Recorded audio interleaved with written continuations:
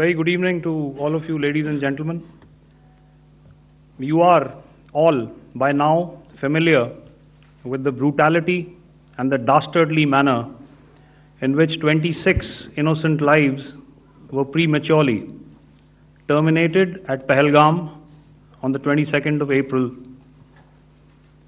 When you combine those horrific scenes and the pain of the families that the nation witnessed with numerous other recent terrorist strikes on our armed forces and defenseless civilians, we knew that the time had arrived to make yet another compelling statement of our resolve as a nation.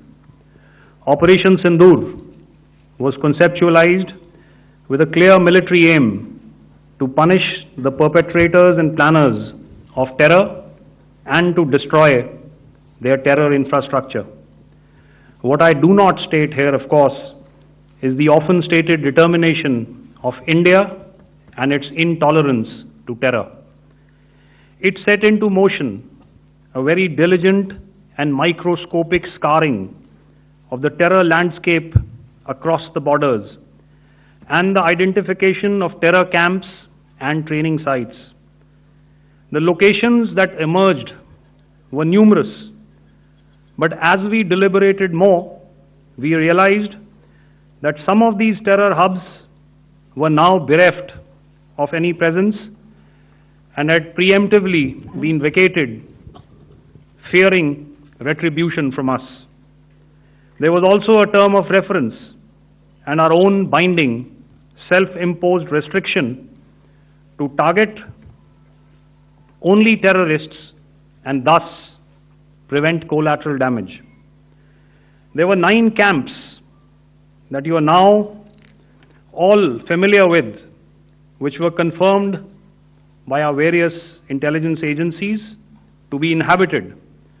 Some of these were in POJK, while there were others that were located in the Punjab province in Pakistan.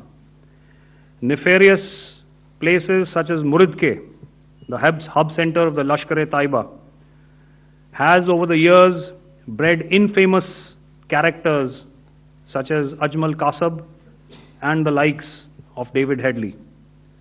What followed was a careful scrutiny of each of these sinister locations, their layout, configuration, even the type of construction in each structure, and the terrain obtained around these.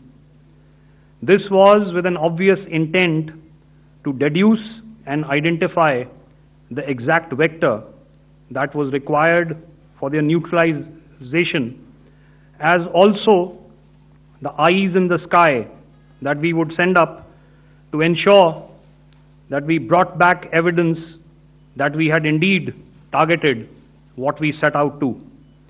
The precise images of these engagements on that fateful and historical night have already been showcased during the first press statement on the 7th of May that was helmed by our Foreign Secretary.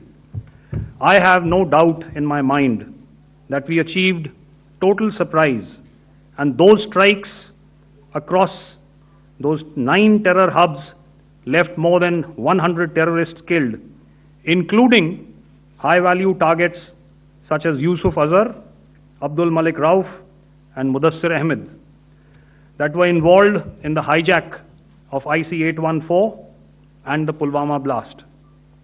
The line of control was also violated soon after by Pakistan, and the erratic and rattled response of our enemy was apparent from the number of civilians, inhabited villages, and religious sites such as Gurudwaras that were unfortunately hit by them, leading to a sad loss of lives. The Indian Air Force played a major part in these strikes by engaging some of these camps, and the Indian Navy provided wherewithal in terms of precision munitions. The Indian Air Force obviously had their assets up in the sky, and I will here request Air Marshal Bharti, the Director General of Air Operations, to detail for you the methodology that the men in blue adopted to successfully manifest this mission.